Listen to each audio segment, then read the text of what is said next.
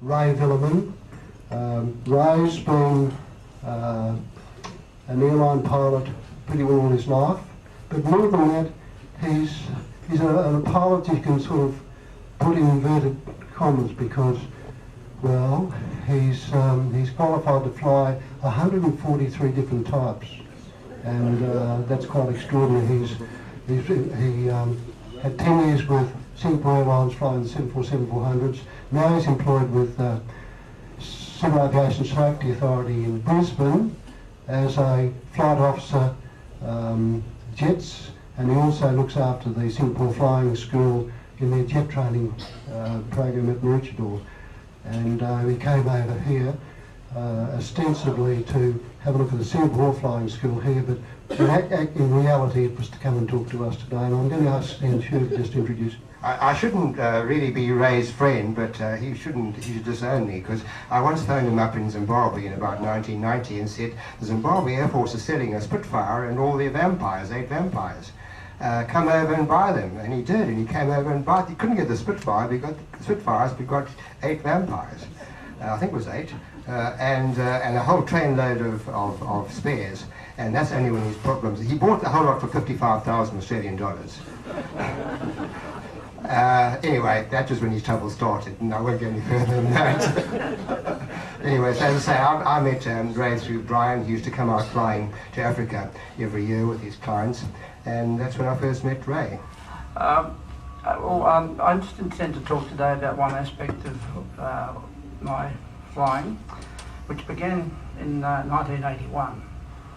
At that time I was a TAA 727 pilot, and I'd taken my children on a holiday to the Barrier. And while I was there, I took my children out on the Barrier Reef, and on the way back in the boat, I went up to the bar for a beer, and I was wearing a t-shirt with a tiger moth on it. And this fellow came up to me and said, what's with the tiger moth? And so we started talking, and of course it was Brian. And we found we had a mutual interest, and he told me that he was running a tour around Northern Australia, and that I asked him whereabouts he'd gone to, what places he'd picked, and having been a flying doctor pilot on secondment from TAA, I knew the places fairly well, and so I came to the conclusion that he was putting together a pretty good tour. He knew what he was talking about. And he said to me, I go up to the Kimberleys a lot, and have you been up there? And I said, no. And he said, well, why don't you think about coming on a trip with me and flying a second aeroplane, and we'll do a trip to the Kimberleys. So I thought that would be great. Anyway, we parted, and I really didn't think I'd ever hear from him again. Anyway, about March in 1982, I had a phone call from him, and he said, do you remember me? I said, yes. He said, do you happen to have June off? And I said, actually I do. And he said, well, how would you like to come on a trip? So I said, yep, that'd be great, I'll do it. Anyway, a little while later I rang him and said, Brian, when are you going to give me an itinerary for the trip so that I can start preparing some maps and things? And he said, well, actually I've been thinking of us going to South Africa. How do you feel about that? So, okay, I said, well, I'm game. So Brian put all the plans in progress, and eventually away we went in 82, and we went first to Johannesburg and then to Pretoria to get our licences. And that was a fairly simple exercise, really. They made us do an air law exam, and we studied for that in the bus on the way out there, I think. And anyway, we surprised them. We both got 96%. We both didn't answer one question, and I'm not too sure whether we were just ignorant or we were a little scared about the sensitivities, because the question is, what was a black ball hanging from the rope on the tower there? And we didn't know. Then we were flight tested, and the gentleman that gave us our licences from the authority there happened to mention, he said, now you guys are going to fly through the hills into Cape Town. He said, be careful, the weather changes there very quickly, it's pretty nasty, And he said a couple of weeks ago there was a 210 crashed there and 6 people died. He said, just remember there's a little place called Prince Alfred Hamlet, and he said it's got a little airstrip that could get you out of trouble. So after that, we went out to the airport, we picked up our aircraft. Our first stop was in Bulawayo, and this was our first experience of navigating in Africa, and one of the things we found, we'd been spoilt in Australia by the amount of aeronautical information that was available, the very good visual charts, navigation charts, good access to WAC charts. We found it very hard to get information in Africa. The only thing that kept us confident was that we were both fairly comfortable at being bush pilots, and in fact Brian had mentioned to me in the car up here, on the way up here this morning, he said, you know, I'm still renowned as, or known as one of those pilots who always flies with a map on his knee. And in fact we did have our maps on our knees, and we map read up, and eventually we made it into Bulawayo. Bulawayo is a beautiful city. It's got great big wide streets which were made wide enough, I believe, to be able to turn a bullock train around in. Very nice botanical gardens, and just near Bulawayo is the Matobos Hills. Fairly short. It's at an elevation of about 5,000 feet, and it was hot, so a density altitude probably of about 8,000 feet. So we looked at the books to see that we'd be able to take off from there, and the books said we could, but I wanted to prove it. So at Bulawayo, we found out that the control tower actually had their glass graduated, and so they said if you go right to the end of the strip and start your takeoff roll from there, we'll be able to tell you what your distance is to airborne.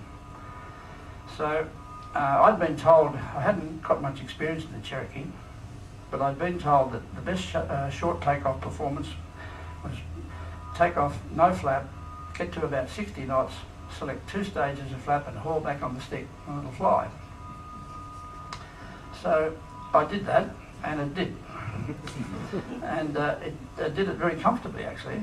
And then Brian took off behind me in the Cessna, and to our great surprise the tower called up and said, well, the Cherokee took 1,200 feet to get airborne and the Cessna about 1,300. And Brian told me later that even when he got airborne he had the stall warning squeaking, and he did for quite a while, so he was working the aeroplane pretty hard. So that gave us a fair bit of confidence, and we went out to land at Stan's lovely property, Makavani. And one of the first things that surprised me there was that when we went into the farm, there was an African with a dead cheetah, and he said that he'd cornered this cheetah in the chook house, and he had a knob curry, which is a big stick with a knob on the end, and he killed it, cornered it and killed it. And I was thinking that was a pretty brave thing to do, to corner a cheetah and kill it. But to my surprise, Stan was quite angry with him, because he saw the cheetah as a rather special animal and becoming rare. He also observed that the teats of the cheetah were full with milk, so it was probably a nursing cheetah. So he organised a search party to go out and find the cub, which Stan tells me today they never did. One of the other things that was really impressive there was that I'm not a farmer, but I have friends who are, and they'd all said to me the really significant thing about farming is good management. And I'd been briefed that Stan was an off-field scholar, and that his expertise was in farm management. And so I was fascinated by a concept there where he had, on his 25,000 hectare property, he had 7 large circles, each circle segmented into about 7 or 8 segments of 1,000 acres, and a little area in the middle of the circle, so that in the middle of the circle he could bring the cows from one paddock down through a small gate, through the centre area, and then take them over into another segment. And in the middle, of course, he had the dip, because tick there required that the animals be dipped once a week. So we watched that in action. I was very impressed with that type of farm management, even though I knew nothing about farms. From Stan's place we flew up to Kariba. Kariba is the dam on the Zambezi River. The Zambezi rises in Angola, comes down, flows over the Victoria Falls and then goes downstream. And at Kariba, it's dammed, forming a dam which is about a huge dam, about 250 kilometres long. We flew from there down the east coast, Fothergill, and then to Villermin Hills. Then we went on down to the Wanky Game Reserve, and that vehicle there was because during the unrest in Zimbabwe, roads were often mined, and that sort of a vehicle, you can see the design of it, the people could sit inside, and the way the sides of it are angled deflected the blast upwards. Probably the only time I think I was ever really nervous on one of Brian's trips was at Wanky, because we were aware of the fact that the search was still going on for the kidnapped tourists. And when we got there, we were told we were being taken out to a bush barbecue. So we were put in a truck and taken out into the middle of the bush for a pre-planned barbecue in a fairly remote place, put into a compound, and the barbecue, or braai as they call it there, was lit up.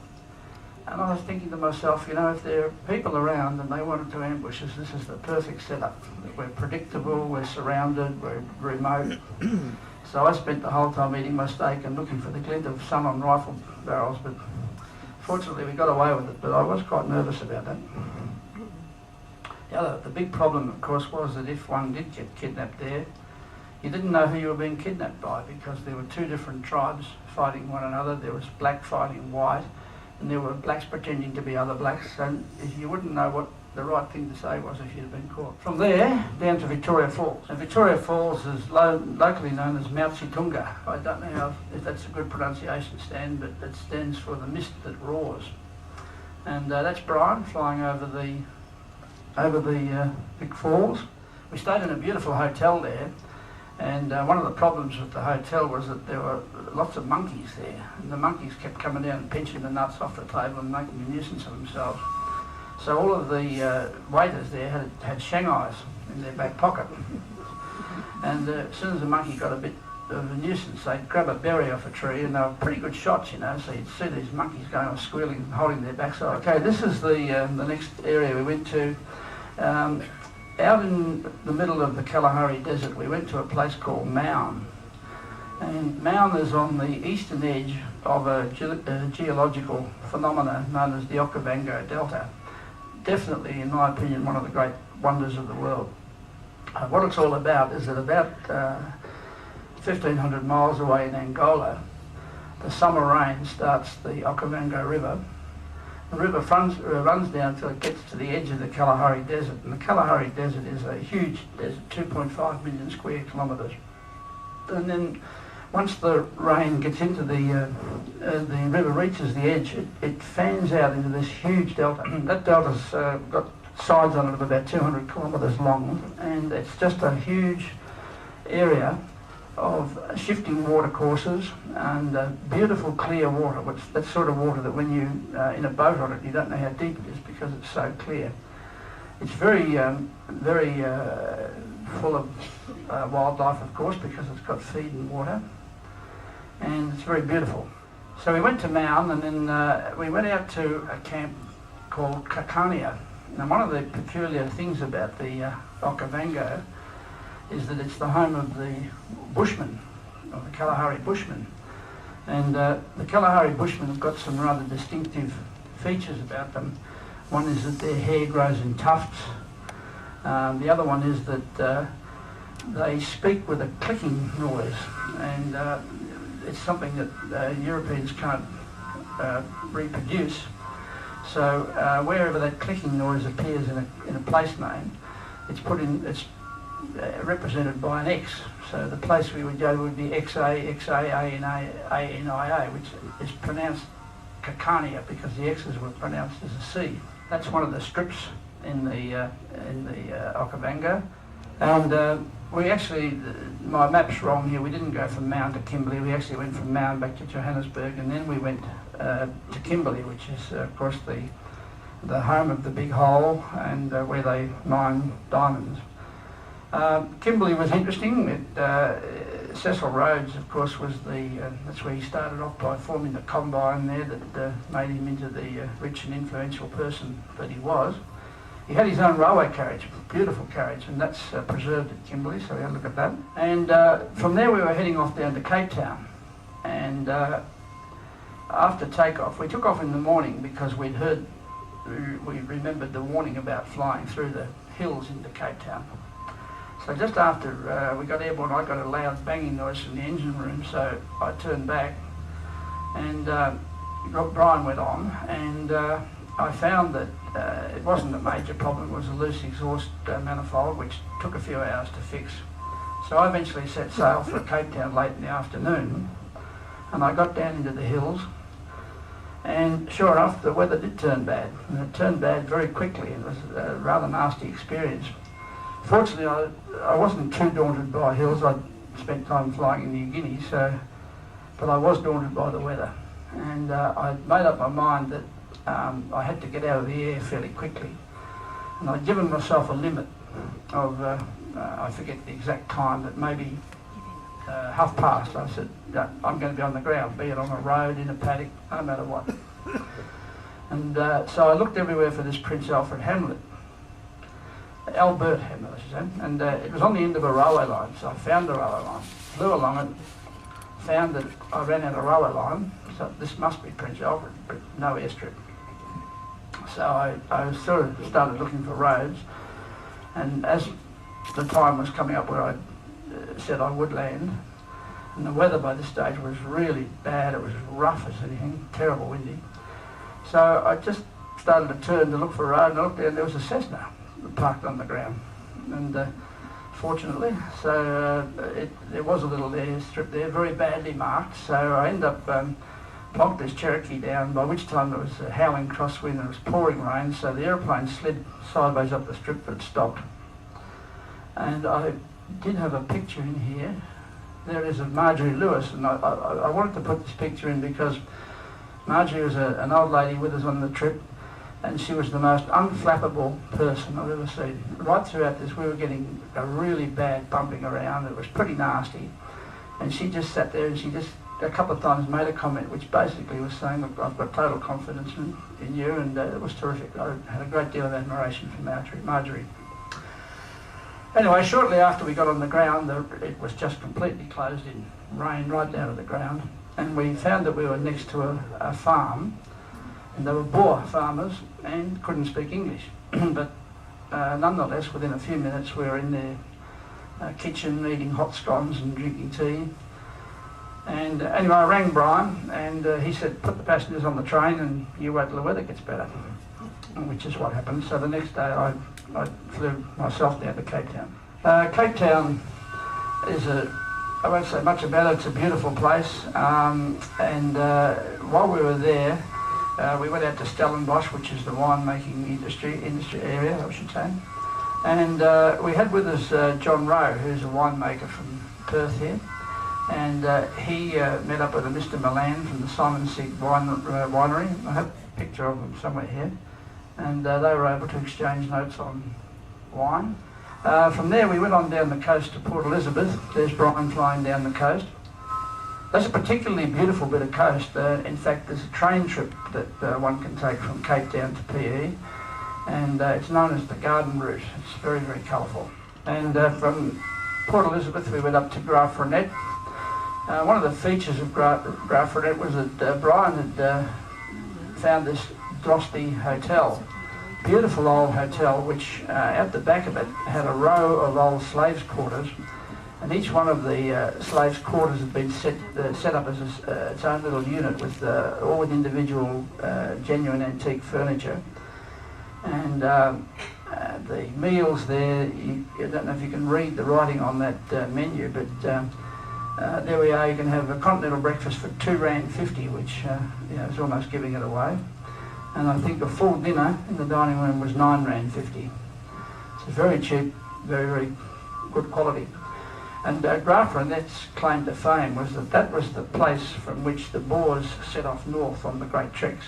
Okay, here's a picture that's a bit out of sequence, but I'll talk about it now. That's a place called Troutbeck, which is up in the eastern highlands of Zimbabwe.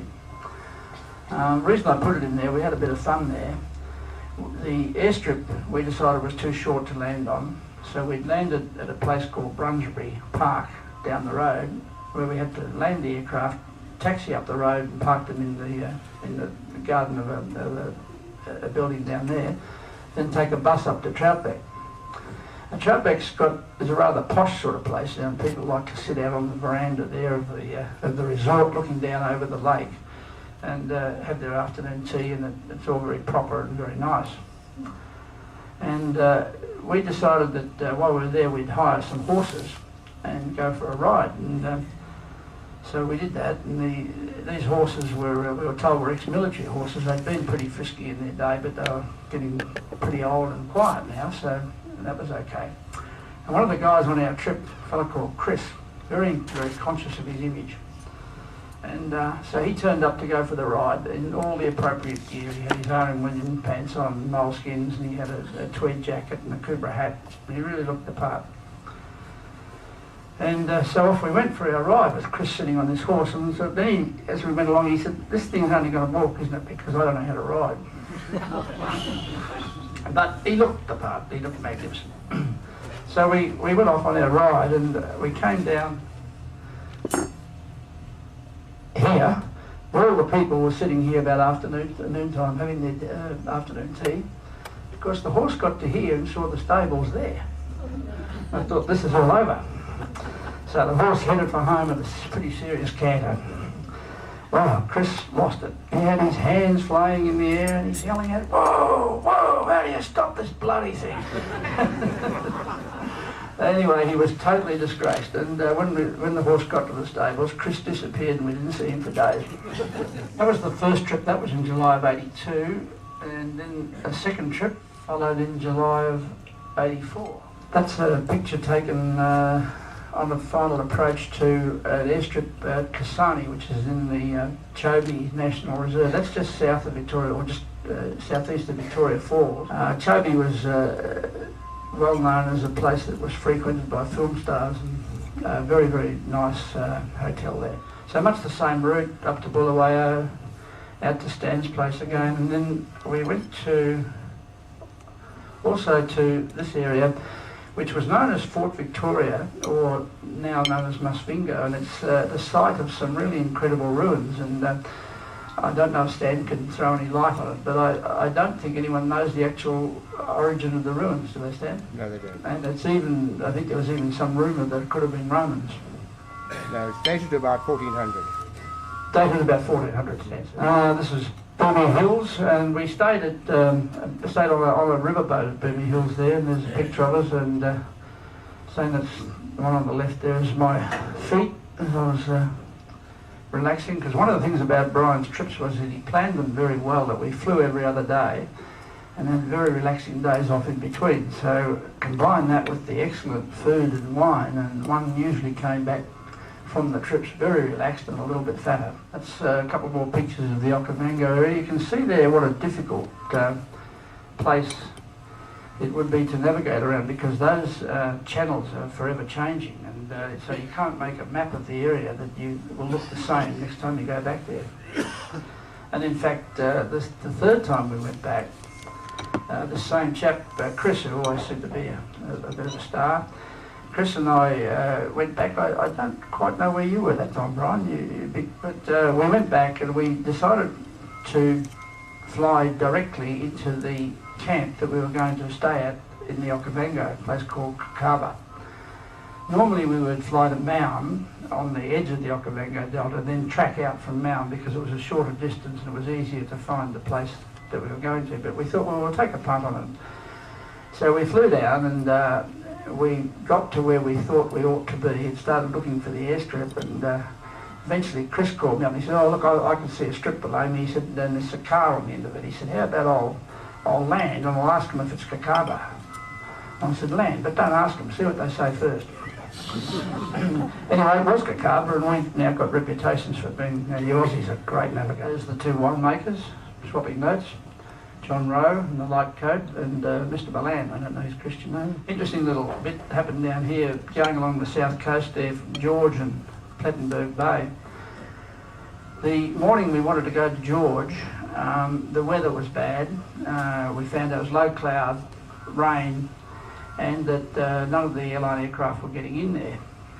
As you all know, Brian is quite a networker, and on our previous trip he had got talking to an air traffic controller up at Kimberley, and Brian doesn't talk to anybody that he doesn't take notes and remember things about. And so this day, when we couldn't go to George because of the bad weather, Brian thought he would call the control tower there and just get the air traffic controller to give us an actual report of how bad it was and when it was likely to get better. So I listened to the conversation, and next thing I heard Brian say, "Oh, you're the fellows from Kimberley, I remember you. How's your two kids at school? Are they all okay?" Next thing the guy said, "Look, don't worry about these airline guys, they're going too high. You blokes just come up the coast low and stay under the cloud, you'll be right." So we got into George. So that was the end of trip 2. And trip 3, for me, I only did the northern half of it, and it was pretty much a repeat of previous trips. Probably one of the funny things that did happen on this trip was my dear friend Chris again. And he was going from Harare into Matobos, and Matobos is a camp on the Zambezi River. So Chris was quite concerned about navigating. He didn't want to miss the place, and so he's going out there, and he had his partner with him, who's also a lady pilot, and she is a lady pilot, and Judy, and she was following the map as well, and Chris was getting quite tense about the fact that it hadn't turned up exactly on ETA, and so eventually he said, "Oh, it's okay, there it is, there's a little river, you see, and that's the Zambezi." So Judy said, "Have a look at your map, the Zambezi's a mile wide." And anyway, eventually we got into Matobos, and Matobos was absolutely fascinating because one of the features there was that they had a bath set up beside the river, and then behind the bath was a wall, so you had a bit of privacy, and a 44-gallon drum with a fire underneath it. So you were allowed to go and sit in the bath, and you're sitting in the bath looking down at the hippos in the water just below you at the side of the river. And after you had your bath, your job was to get out, put a couple more sticks of wood in under the fire for the next person, and away you go. This picture here is of the guide, a fellow by the name of Garth, with our valiant leader there. And Garth was representative of the really outstanding guides in Africa. I can't speak highly enough of them. They really knew their animals. They had a great love of the animals in the bush. They were very protective about it. In fact, this fellow Garth told us that just near where we were, that poachers would come across from Zambia, come across the Zambezi River, shoot elephant for the tusks and leave the elephant. And the rangers, such as he, had been empowered to shoot to kill. And he said, without question, I will. In this particular picture, what he's doing is, we'd been sitting around in the morning, being lazy, and he said, "Come on, we're going out, I'm going to give you a course in turdology." And so turdology was him going around picking up bits of animal droppings and dissecting them with his knife and telling us a huge amount about the animal just by dissecting them. He could tell us whether it was a water animal, what it grazed on, what part of the land it lived in. Tremendous. That night, he said, "Right, let's go out and find a lion." So he took a group of us out and, with an esky of beer in an open-top Land Rover with a rifle on the front of it in a leather case. And he said, and it had a pole in the back with a light on it. And he said, "Just move that light around till you see 2 little yellow dots, and that'll be a lion." So eventually we found the 2 yellow dots, and so he just drove up fairly close to it, probably 20 yards away, and stopped. There was a big male lion just sitting there. And he said, "Right, I'll stop." He said, "Now get a beer out, just do it nice and quietly, and sit here and watch." And he said, "Now swing that light around because there'll be another one." And sure enough, there was another one just back behind us, and also about 20 metres away, and also, strangely enough, another male. So we sat there and with these two huge lions, and then they started a roaring match with one another, which is pretty impressive. And then one got up and went over and walked over to the other one, and they sat down together, but he never even thought to take his rifle out of the scabbard. He was very, very calm about it, and they were most impressive. Okavango, interesting experience at the Okavango. This was my last trip there, and there's, before I talk about that, there's, to give you some idea of what it's like on the actual swamp itself, those leaves just seem to be floating on air. The water's so clear. But we landed at, we approached Mound, and on the way in, Mound's the tower on the edge of the delta. The tower said to us, we asked the tower, we said, where do we park for fuel? And they said, do you want fuel? We said, yes, that's one of the reasons we came. They said, there isn't any. So we landed and taxied up, and there was a group of about half a dozen charter aircraft sitting there, and they all were stuck there because the fuel had run out and wasn't going to turn up for a couple of weeks. Well, we couldn't wait a couple of weeks because we were both committed to go back to Joburg and get the plane home. So we said, well, is there a service station in town? They said, oh, there's plenty of car petrol. And we said, right, where's the service station? And so we went down and we got a few drums of petrol, and we started to put it into one tank, working on the basis that we could isolate it into one fuel tank, use the good stuff we had left for takeoff and the high-powered operation, get up on cruise level and switch over to the MOGAS. And these young charter pilots sort of watched this, and they said, you're not going to fly on that stuff, are you? And we said, you watch. Anyway, so we got airborne, and they didn't believe us, and all the way across the Kalahari they kept calling us and saying, everything okay? Everything okay? And eventually we got over Gaborone on the border, and we were inside of Joburg then, and what we could imagine was a rush of young pilots down to the service station to buy petrol. But we had briefed and keep it isolated in one tank. That's sort of getting to about the end of it. The last day that I was in Johannesburg, one of the people on the tour was a Melbourne businessman who was pretty sharp, and he realised that the Rand was in trouble, and he said, you know, we shouldn't be sitting here having lunch at the pub, we should go out to the airport and buy aeroplanes. And he did. He went out and he bought a pipe of Navajo. So a couple of weeks later, we went back to Africa and picked up the Navajo and flew it home. I'll show you that in a moment. We went from Johannesburg to a place called Comores, which are some islands just on the northwest coast of Madagascar. Then up to the Seychelles, across the Indian Ocean to Mali, then Madras, Kuala Lumpur, Bali, Darwin and home. It's quite a trip. It's quite interesting because we tanked the aeroplane up with huge fuselage tanks, so that there was just enough room between the top of the tank and the top of the roof to basically swing from the back of the aeroplane up to the cockpit. So the three of us changed station every now and then by doing that. He flew that aeroplane around for 10 years in Australia, supporting his business, and then sold it for 2.5 times what he paid for it. And that's very much. I think that's about all I can say.